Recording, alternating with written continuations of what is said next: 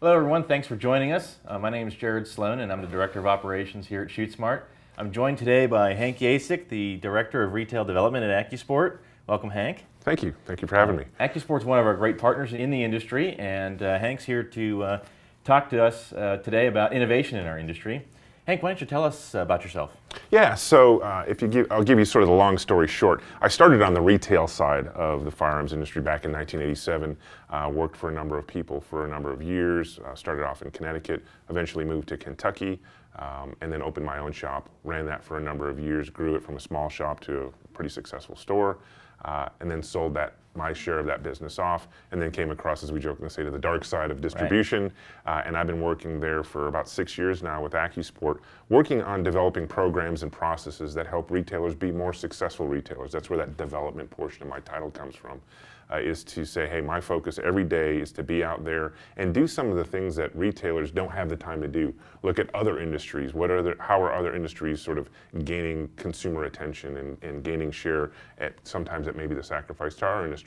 How do we win that back? How do we make retailers more profitable? All those kind of things is what I do on a day-to-day basis. Right, yeah, and I remember just recently you spearheaded Acusport's launch of a very new retail concept. Why don't you tell us a little bit about your involvement with that? So there was two prongs to it. We had our conference, and then we have our planogramming project that we just worked on. It's not new to the world of retail, right, but it's new to the world of the firearms industry. Sure. Because of the fact that we have the ability to collect that retail data now through connections with point of sale systems. We see the ability to see what's moving at retail in the industry, what's not moving at retail, what are the trends, what are the up and coming products, what ones are gaining share in the market space, and being able to consult with our retailers and say, hey guys, here's a better way to present product within your store, as opposed to the old way of, well, I guess this kind of looks good, let's just put a few items on a peg in our store and hope our customers can find what they're looking for. So I jokingly say it's bringing the firearms industry up to the 20th century, right, not the 21st century, but it's a step in the right direction. Yeah, I wonder sometimes if our customers really see the difference when they step into our stores. Well, maybe not ShootSmart stores. We kind of see ourselves as innovators, but in the industry in general, whether or not they kind of see a difference between their current retail shopping experience and then stepping into a gun range or a gun store. There really is a big lag, I think, in our industry. Wouldn't you agree? Oh, I agree completely. I think one of the biggest differences between retail in general and firearms retail today is that most other forms of retail have embraced the personalization initiative. In other words, making it about you as an individual, whether it's from a rewards program. Think of today when you get coupons in the mail from your grocery store, they're coupons tailored towards what you buy from that grocery store. Our industry hasn't caught up to that kind of personalization level yet. Today you walk into a store as a customer and by and large you're almost foreign to that store. There's not a sense of knowing who you are unless you're a regular at the store who comes in all the time. That store doesn't have a sense of who you are as an individual. You're just, quote, another customer that comes in the store. We need to move forward with other industries to make that experience far more personal. Yeah, I totally agree with that. And we kind of started this conversation out originally about innovation in the industry. From your perspective, now that we kind of know there is a lag, we kind of do see that. Are there any innovations that you see currently that are occurring that are changing in the industry? Yeah, that's sort of a two-edged sword. So in the sense of innovation that's occurring within the industry, it's a harder reach. That's something I've always evangelized about in our industry, is that there is a lack of innovation that's going on in our industry. Because when you look at other industries, again, that personalization side of things, we're not really engaging with that yet from a perspective of a lot of spokes on the wheel from a lot of operators in the industry that started off as hobbyists and didn't have that business background and sort of kept it as a extension of their hobby. From the folks that are business people that are entering it, the technology isn't there to connect with that level. Right. So there's definitely some rooms for innovation in technology, and we're starting to see some of that with some point of sale systems being able to collect some consumer data and see, what are they buying, why are they buying, when are they buying it, and things along those lines. That's probably the biggest technology innovation that we're seeing, is in how are we engaging with consumers. But from a product side of things, I think there's a lot of room to grow in the product innovation area. Right. Do you think that the product innovation matters more on the innovation on the product side or on the technology side? Say, what matters to ShootSmart and how we operate? Is that more effectual to our customers long run, or is it really the products we need to be looking at for innovation? Yeah, I view that as two different silos. So if we look at it from the technology side, the engagement side, how are we engaging with consumers in our industry? That's what makes it inviting. That's what makes them want to come into our industry and stay and participate in the firearms industry.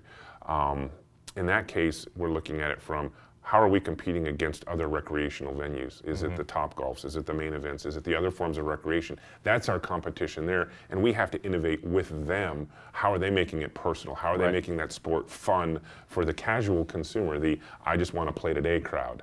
Not the folks that are looking to invest in it long term, spend thousands of dollars on buying the product. They just want to rent the product. They just want to have fun. So there's innovation going on, and you guys are sort of leading the way in many cases in that kind of context of understanding fundamentally there's a crowd of people that just want to play today. They just want to rent the industry. There's a huge amount of innovation that can go on and is going on in our industry from that side of the fence in engaging with the competing recreational activities that are out there. But from a product side of things, that's how we re-engage people that are already in the industry, that look at it from a heritage perspective, that are out there, they're hunting, or they're target shooting, or they're a competitive shooter, or whatever that may be. And we're seeing it in our industry right now that there's sort of a lack of re-engagement from the product side of people, that captive audience we already have. So there's no new items coming out to capture this.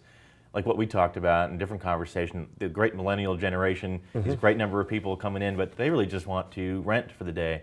Not really interested in buying the experience up front, making that commitment immediately. So there's a gap even between our traditional kind of standard bearer customer and our new future customer, the folks we're going to be selling to the next 30, 40 years. Yeah, and so there's one point I want to emphasize that you made, and that is the 35 and under crowd, roughly speaking, they're starting off as that renter because they haven't had that mentor, that dad, uncle, friend, whatever it was, that brought them over to the sport and kind of cut their teeth with them as the friend. We're the friend that has to take that place. And so they need to come and participate 4, 5, 6 times, maybe a couple of years worth of going to the range, renting it, having fun, and then suddenly they realize, hey, this is something I want to keep doing, and then they'll invest in buying the products to keep for themselves. And that's different than what this industry's ever seen before from that crowd perspective. But again, from that captive audience perspective, the ones that are already in the industry, that have had that mentor, that already own product and participate within our industry, by and large, they look at their gun safe today, they turn around and go, well, what I own today isn't fundamentally that much different than what's currently on the shelf today, so why would I want to rebuy something? Why would I want to buy that new item when what I own is so close to it already? Yeah, you mentioned, what I own is pretty much, all the same. I mean, we've been using essentially the same technology in firearms for at least 100 years, essentially the same gears, mechanics. Would you agree? Yeah, the fundamentals. What's the last real innovation then in our industry, do you think? Yeah, so before I'm going to define what I think of the word innovation. Innovation is something that has a lasting, long-term effect in changing the industry. It fundamentally changes what people buy, or how they use it, or how they engage with the industry, whether it's from a sport aspect but from a product aspect. I really look back and say, what had a lasting, long-term impact on the industry? The introduction of the Glock Model 17 back in the mid-1980s, was it the first polymer frame gun? No. Right. But it was the first one that brought it affordably, marketed well, and changed the industry. Now every major manufacturer has a polymer frame gun out there. So because they changed the direction of the industry completely with that rollout. Completely. If you go from that point to today, and you say, well, what other products have been introduced into the firearms market that have fundamentally changed how the rest of the industry builds things, looks at products, and engages with the customer base? I don't know if I can really come up with one that has shown lasting legs to it. There's ones that have had 2 or 3 years worth of popularity from different perspectives, but looking at it from a long-term fundamental innovation in the industry, I struggle to go back, and think of something since the Glock Model 17 hit the U.S. market. So an innovation that's approximately as old as I am. Mid-'80s, yeah. Right, is like kind of the latest, greatest thing to happen in our industry. And I think that actually has something to do with the reason we're experiencing some sluggishness in the industry. I know that politics is to blame a lot. So I'd be interested to know what you think about why the industry is sluggish and whether or not the lack of innovation really has to do with that. I mean, off the top of my head, I can I can kind of list off, even from the manufacturer side, we're looking to them to innovate, but they're still using order fulfillment methods that were popular in the 50s and 60s. Oh, sure. We have shows every year where our expectation is that we're going to buy for the year, and that's only just in the last year or two starting to change. So we're in 2017 and we're still batch ordering, batch filling. So does the lack of innovation have to play there in the sluggishness in the industry, do you think? From a few different perspectives. So I talked about that lack of product innovation. It doesn't encourage people to rebuy. When I can look in my gun vault at home or my gun closet at home and look at what's sitting on my rack and I go, what I own is fundamentally not different that much from what's being sold today. Well, why am I going to re-engage? So that's part of it. Another part of it, and I won't call it an innovation, but it was a change in habit that we saw over the last 10 years via political environment, terrorism across the globe, all of those different things that all kind of came together during the last 10 years. The buying habits of consumers, like from the ammo perspective, they were buying by the case, not by the box. Right. I'm sure some of the folks that view your show and all that will totally engage with this, that there's a lot of people out there with like a lifetime supply of product. Sure are, yeah. And this isn't something that goes bad in a year, goes bad in 10 years. This is a durable product that if you store it properly will never go bad. And so how do you get that person off the couch to go out and buy more, say 9mm ammo when they look in their safe and they go, yeah, based on the rate in which I shoot it, I've got a lifetime supply. I'm set. So how do we fix that? So if you look at the history of the industry from a non-product innovation, how have we enticed people to get up off the couch and do things? And one of those is the sport itself. You go back into the 1990s and very early 2000s, cowboy action shooting got really popular, and suddenly all those guns that revolve around that sport sold very briskly and sold very well and did really, really, really great. And so it was the sport was the innovation. It was a new sport that no one had ever seen before. It engaged with people from not only an individual competitive perspective, but it was an excuse for guys to go out and get dressed up. Yeah, it's a new outlet. It's a new way to get involved. And it was something that was welcoming to families. It was the whole family would go on these events. And we saw a big uptick and a big surge in interest in people buying this product. The cowboy action single action revolvers and the lever action rifles and the double barrel shotguns and all that kind of stuff. And it had a number of years of legs up until ammo costs started jumping up because of the political environment. And then people were like, I love doing this sport, but the ammo cost is like $150 to $200 just to go shoot in one event for the weekend. Never mind my entry fees and my gas and time and all of that, but just the ammo alone was what kind of killed that sport for a period of time. And the ammo prices have still been higher in the last 6-7 years than they were in a previous 6 or 7 year period. Oh, very much so. Yeah, and even that I think really slowed down a traditional shooter. But speaking about politics, do you think that politics plays an outsized role in our inability to innovate? Are we playing it too safe, too close to the chest, or is this just the environment we live in and we're stuck with it? Great question. So when we look at politically quiet periods, manufacturers are going to be hesitant to invest in new machinery, buying more raw materials, because they feel that, sales are going to be quieter during those politically quiet years when we have Republicans in office. People are less worried about their gun rights being taken away from them. But on the flip side as well, too, when you see those years where the market was really high and interest was very high, political environment was unsure, people were like, I'm not sure if I'm going to be able to buy this rifle in 6 months or this handgun in a year, or whatever that may be. The manufacturers still they're kind of like, again, this is multi-million-dollar machinery they have to buy in order to increase capacity or maybe make something new or different. And so they're hesitant, partially because some companies are beholden to their shareholders. And it's all about profits and margins and things like that. And so they play it safe from that perspective. And other manufacturers, the smaller manufacturers in many cases, just don't have the financial war chest to have rapid innovation and large R&D processes.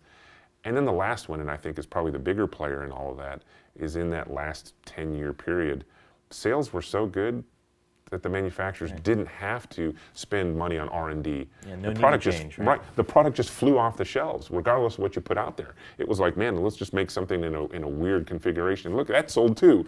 Yeah, and it became really predictable. I felt like, about halfway through the last 8 years, we were able to kind of see well, next year the innovation, right, will just be another variation of a Glock. It'll be another variation of the. And that's the of a key word, Ruger. variation. Yeah. It's not innovation. And a lot Right. of the manufacturers seem to think that the term innovation and variation are synonymous with one another, and they're not. From your perspective, where you sit, are the manufacturers aware? Are they paying attention? They're just not sure how to strategically move forward, tactically move, because the political environment's just, danged if you do, danged if you don't, or is it just is it just that they're not aware? They're not paying attention. They're not looking down and saying, this variation. It really isn't innovation. We need to change. So- are they satisfied with that? Yeah, so I don't think the firearms industry is unique to this perspective. I think any product-based industry that makes things, sells to a consumer, will often fall into this, but there's a unique aspect of the firearms industry that's a little bit different than most. If you look at the legacy of the firearms industry, the majority, not all, but a lot of the biggest players that are out there are companies that have existed for, in many cases, over 100 years. Right. In some cases, multiple hundreds of years, i.e. Beretta, they've been around for over 500 years. And when you talk about mature businesses like those companies that have been around for a long time, they get comfortable at doing what they do and sticking to that. Sure. Hey, I'm really good at this sector of the industry. I'm really good at making this particular kind of product. And they get comfortable because they maximize margins and they understand that market really well. And they're hesitant to branch out and try and move into new market spaces. Because when you do look at companies that have shook up the industry a little bit, like the Glock Model 17 and some other companies that brought product to the marketplace that had a short-term impact, they were upstarts. They were hungry for that, and they saw an opportunity. Yeah. They saw a gap in the market and said, hey, here's this idea. I can make a polymer frame pistol that works reliably. That's a key piece we have to do. We got to market it broadly. We have to get it into the right key influencer hands, and it has to be priced right. If we can do all those things, there's a market potential there, and that's what the Glock product hit on very, very well, and why it took off so well throughout the U.S. and world market space. You can look at some other companies. Caltech is a good example, who have had some products that I wouldn't quite say are innovations. They just took a product, that sort of category that already existed, and sort of catered to the consumer a little bit more specifically, catered to their needs, their wants, and their desires. Right. And said, hey, we know that you want a little pocket pistol, but everyone else is making 22 long rifles. We're going to make a 22 Magnum version of it because you guys have been asking for that. And they fill those holes.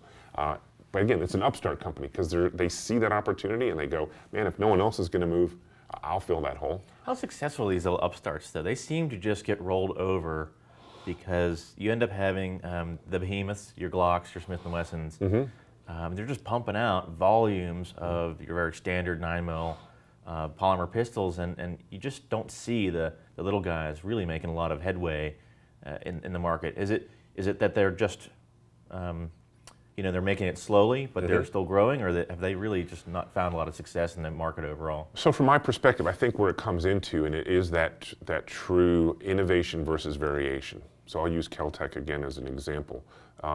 They would, I'm sure, arguably say that they're major innovators in the industry, and they've done some great things. But what it is, they see holes in an already existing marketplace. All right, people want a 22 Magnum version of a pistol, a pocket pistol. No one's making that. Fine, we'll fill that hole. But the technology was already there on how to make a polymer frame 22 Magnum pistol. They just decided to actually build it. Or in the case of their KSG shotgun, people like really high capacity pump shotguns. Fine, we're going to take a pump shotgun, which has been around for a really long time, and we're going to make some tweaks to it technologically that satisfy that specific want or need. But once they hit that saturation marker, satisfy the market latent need, that's why they don't have that lasting, really make a huge impact on the industry, because they feel the need and then it's like, where do we go to next? Yeah, and so they're innovating maybe, or creating variations to fill small gaps, but we're really not taking big leaps to turn the industry one direction or the other. We're not taking the rest of the gang with us. Correct. Yeah, you don't see people, for the most part, chasing a lot of these upstart products and saying, wow, you guys have really changed the face of the industry. We need to make one of those as well. Yeah. I feel like that's when we really start to lose the opportunities to get new shooters in. One of the things we like to do that's very successful for us at ShootSmart is to run Groupons. Right? We've brought in many thousands of new customers into the store with Groupon alone, and the sad part is we really don't have a lot of new stuff to give them. So if they're not interested in the sport per se, but the activity is going to be the same effectively the next time. Maybe we can shift conversation a little bit and talk about what things are up and coming, or what you might have seen in retail around the nation and the various groups and events you've been to. Like, what's coming for the customer experience? What is it that the industry is thinking about or could be thinking about in terms of creating opportunities for new customers? Yeah, great question. And so I think there is a lot of room to grow in a lot of areas. One of the ones that I see coming down the road that takes that idea of kind of what Topgolf and Main Event does, make it more interactive, is we're seeing the very beginnings of companies coming out with fully interactive target systems that are live fire. You're not shooting a laser gun, you're not shooting a gun that uses CO2 to rack the slide, you're shooting either a rental gun or your own gun, and this system can detect bullet strikes on the target, and it's a video projection. So you can see, it might be a moving target, or it might be an interactive video game literally on screen that allows you to engage with it, or even compete with somebody somewhere else in the country. Not just your buddy in the next stall over, but say, hey, I'm going to play this game, this dueling tree on a targeting system, and the other person I'm competing against isn't even in the same state. So we're melding kind of the traditional, gun world into this new modern, maybe a millennial expectation for an interactive experience. Exactly, and that's where I see innovation starting to creep in. Let's take what's been, a hanging piece of paper that has some sort of target on it, and we punch a hole in that piece of paper, and big deal. It doesn't do anything. It doesn't interact with us. Think about it from a perspective. What if you had a video target, an interactive video target, that when you went and shot, and it could detect that, oh, your bullet dropped low and to the right, and then suddenly it talked back to you and said, oh, you probably gripped handled the grip on your pistol some kind of coaching technology there. Immediate feedback coaching. What a difference that would make than just putting holes in a piece of paper and going, I don't know what that means, but I just punched some holes in paper, and that's great, and move forward. Yeah, just yesterday we were in a class where I could overhear the range, and you could hear someone in there shooting 5 rounds, stop, 5 rounds, stop, same pace, the exact same routine, and they must have been doing that for an hour. And I just felt kind of sad for that person. I really did, and that they really couldn't be having that much fun, even if they were training. And I know that what we've been trying to do in our training is add some dynamic elements to it, moving and shooting and actual interactive coaching, things like that. Certainly, when you implement technology into that, you can bring it maybe forward. Into that. What else is going on in retail, Hank, that we should be looking at as an industry? I know you mentioned when we started the conversation in other retail shopping experiences, especially millennials are becoming used to, and they expect a certain element. So what do you see that's coming out there? Yeah, so one of the big things that we see historically in any consumer good that has some technical background to it, like firearms. What used to be the gun shop was that repository of information. That was the place you went to learn about new products, the features, the benefits of what makes this gun tick. Is it a higher velocity cartridge? Is it a different rate of twist? Is it all that stuff? That's where that information was housed years ago. And then all of a sudden this thing called the internet came out. And now the internet has taken that place, that expert role, that I can go and find information much more quickly at my desk at home on the internet and find out the technical tech specs of a particular product and see is this something I want to explore or go experience at a range or at a store and go get a hands-on experience with it. So what the retailers are having to shift to now, and some are struggling around this, is it's no longer about being the guy with all the technical knowledge between his ears and being the consultative person to confirm to that customer coming and saying, yeah, based on the goals and aspirations of what you're wanting to do, are you wanting to be a competitive shooter? Are you just wanting to rent a gun today? Are you wanting to go hunting? Whatever your aspirational goals are, I'm going to coach you towards the right products for that experience. Let's not worry about all of the fit and finish details and the specs and how tight the tolerances are. The internet serves that role. What we're here to be is that trusted friend that guides you to confidently purchase the right products for what your out-of-store goal is that you're trying to achieve. So far more guided experience and more customized. I know that the behemoth in the market right now is Amazon. I think fairly undisputed that Amazon is really changing how we think and shop and research for products. And no question. Our expectations for service and delivery of those services. What kind of things should we be looking to do as a retail business? Yeah. We're not going to be able to compete with Amazon directly. What kind of things can folks like ShootSmart other ranges or retail shops in the industry be doing. And yeah. Well, one thing counter that retail stores will always have the huge advantage on is the hands-on experience. Even Amazon users, people that use Amazon on a regular basis, surveys have shown that they're asking Amazon to have physical stores because they realize there's a dynamic piece of. They still need to touch it. Right. They want to handle it. They want to touch it. They want to experience that product before they purchase it. So and they're even asking for that. But what's interesting when I talked earlier about going out and seeing how other industries are affecting consumers' behavior and how the firearms industry needs to move with that. If you look at the behavior of how people search product on Amazon, what used to be a few years ago where people were very brand loyal and they get online and they say, I'm looking for Tide laundry detergent, or they're looking for a particular product to buy to use in their homes.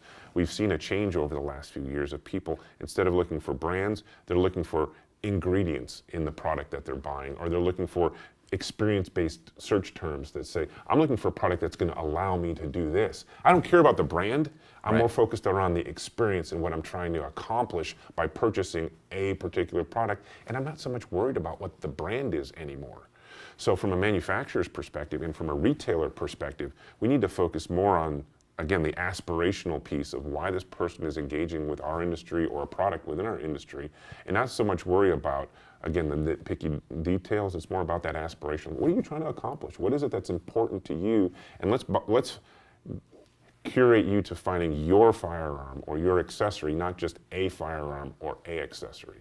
It's making it personal. It's making it about you as an individual. Yeah, and I think the customization, the personalization of the product, of the offering, that's really going to require a combined effort from the retailers like ourselves, creating the experience. But we're going to need support from the manufacturers, distributors to create the product and have it there on time. Oh, it's on time is huge. It's like apparel. I mean, those fashions are 6 months. I'm not sure you can get anything changed in the gun industry in 6 months. No. It seems to be hard to get a new run of Glocks made in 6 months sometimes. So, well, Hank, is there anything else that you'd like to add to the conversation about innovation? Again, I think the industry in some ways has gotten a bit complacent, and innovation is the big move forward. For manufacturers that might look and say, well, how are we going to innovate a bolt-action rifle that's been around for 100 years, or innovate a semi-automatic handgun that the technology's been around since World War II or World War I? Where do we have left to go? I think maybe sometimes the innovation is in how, remember we talked about the aspirational goals of the customer, is how they're going to use that product, not so much what it is. But let's create sports, let's create environments, let's create opportunities at ranges or state-owned lands for hunting and things like that. Let's create a reason for people to go out and use the product and engage it from that perspective to say, hey, I used to participate in the industry this way, or I've never participated in the industry before, and here's something that seems kind of cool to me, and that is what's going to entice them to either buy product for the first time or buy a product in a category that they've never purchased before. Because if we keep hammering on them on saying, we know why you're in the industry today, and we're going to try and get you to buy a blue version of that gun as opposed to a green version of that gun. Right. We're going to struggle moving forward as an industry because that's not where people are connecting with products anymore. Totally agree. I think if we can, as an industry, start to focus on really what we can all do to improve the customer experience, create new opportunities for their engagement, that's where we're going to find the true innovation. And I think we're just really waiting on those few innovators, those individuals who are willing to risk it all to create something that's really going to change the direction of the industry. But until then, I don't really see an end to the struggle between as we described earlier, this political quagmire.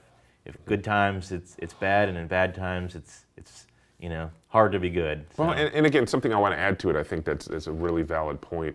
As you listen to the tone of the United States today, and you look at the political environment that we've had pre-Trump, if we look at the global environment with terrorism, pre-Trump, all those things going on out there, basically everything that happened between pre-Trump and 9/11, I subscribe to this very wholeheartedly, that the Americans' fear tank is empty.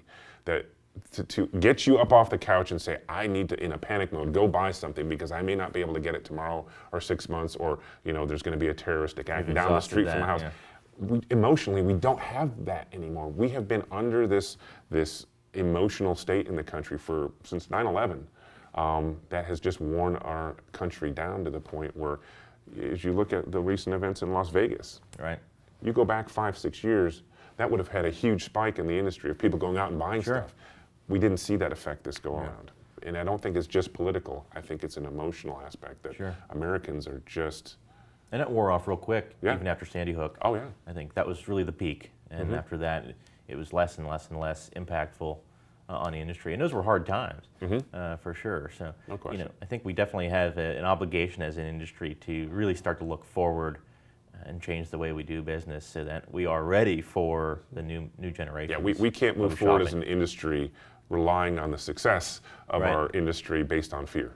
Absolutely. Those days are gone. Those days are over. We have to look at new venues and new reasons to keep engaging with our customers. Yeah, and I certainly think there's just plenty of resources out there to look to. Amazon is one of them.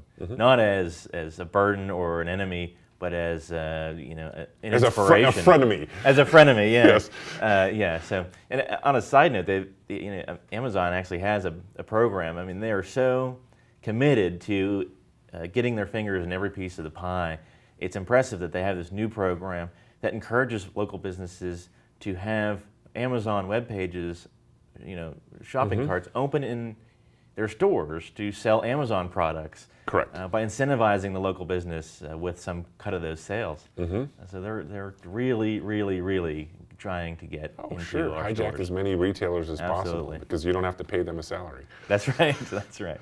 Well, anyways, we'll conclude here. We would love to hear from our fans and customers about what innovative ideas you might have. And of course, if you want to leave any comments or questions for Hank, please do so, and we'll make sure we get back to them.